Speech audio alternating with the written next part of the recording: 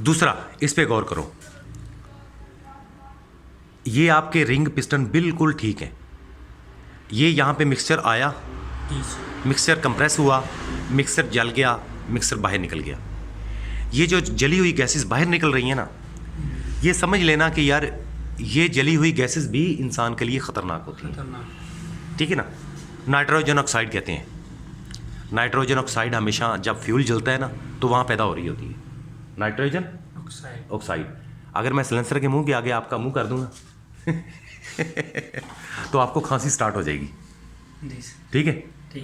क्यों खांसी स्टार्ट होगी? कि वो जो आ रही है ना कार्बन नाइट्रोजन ऑक्साइड निकल रही है, वो आपके लिए ख़तरनाक है।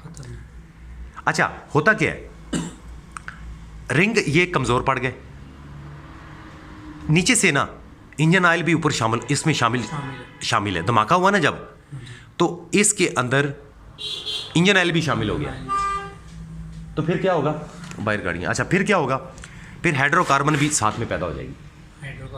हाइड्रोकार्बन वो भी इंजन ऑयल की वजह से, वो भी इंसान के लिए ख़तरनाक है, ठीक है। फिर एक और बात है कि यार मिक्सचर आया, मिक्सचर अनजला बाहर निकल गया, अनजला, ठीक है। तो उस सूरत में कार्बन मोनोऑक्साइड पैदा हो जाएगी।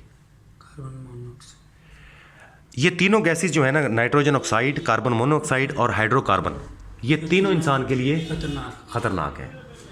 तो फिर ये जब एग्जॉस्ट सिस्टम से बाहर निकलती हैं ना, एग्जॉस्ट सिस्टम से, तो हमारा एग्जॉस्ट सिस्टम पाइप जो होता है ना, उसके साथ एक छोटा सा ना एक कैटालाइटिक कन्वर्टर लगाया होता है, कैटालाइटिक कन्वर्टर।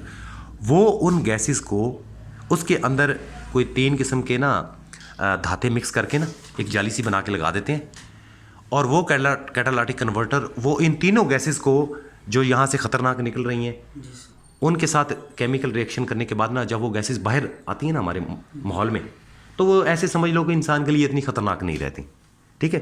फिर वो कार्बन डाइऑक्साइड बन जाती है, नाइट्रोजन बन जाती है, H2O बन जाती है। तो कभी किसी ने आपसे पूछा ना कि यार कैटालाइटिक कन्वर्टर क्या चीज़ है, तो आपके इल्म में होना चाहिए कि कैटालाइटिक कन्वर्टर जो है ना, वो इंजन से जो गैसेस निकल रही हैं ना, उनको ज़रा क्लीन करने के बाद बाहर फेंकता है। बात समझ लगी?